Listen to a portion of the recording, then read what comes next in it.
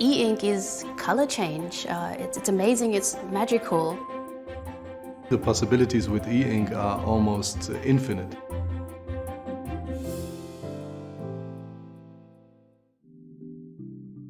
The idea of an e-ink car started a few years ago with the technology itself. When I held this technology in my hands, I knew it was something special, something different, and that I'd try my best to get it into our products. The steps involved in making an e-ink car largely focus around getting something that's very 2D, like e-ink, it's like quite a stiff cardboard, to something that's very 3D, like our cars.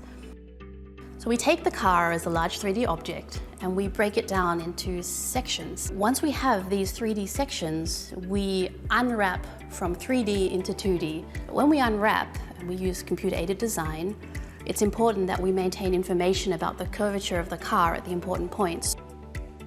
Generative design is kind of a mighty tool that we use in modeling. Different to normally computer-aided styling programs, you're not creating a shape itself, but you are creating a kind of algorithm that creates a shape. One great example is the kidney of the eye-axe.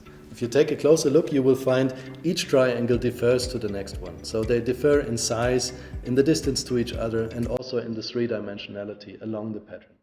And this is designed with an algorithm in the background.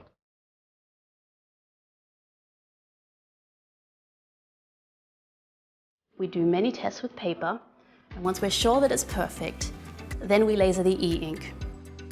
And then we have lots of little 2D parts that we have to adhere to the car. And you do that, you repeat that many times. And at the end of the day, we have to coat the car. So we have to seal it in. Of course, the automotive robustness is important to us so that it can stand up weather conditions and it's robust against being hit.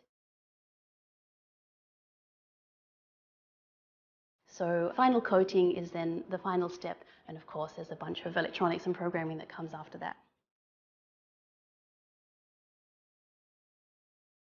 E-ink can improve our products in 3 ways. So first is personalization, individualization. You decide what you want to wear, what your social media status is, and you can decide what your car looks like. Secondly, information. E-ink could help us portray useful information externally.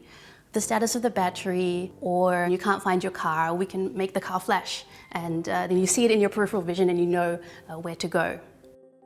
The third use of e-ink in automotive is a functional use. Through color, we can control sunlight reflection and thermal properties.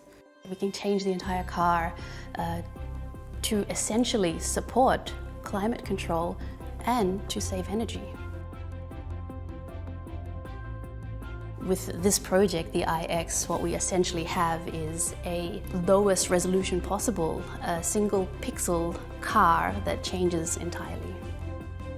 One great benefit is that it doesn't consume energy. Only when you switch it, it needs a bit of power and then it can stay in this state without any power. So that makes it the perfect material.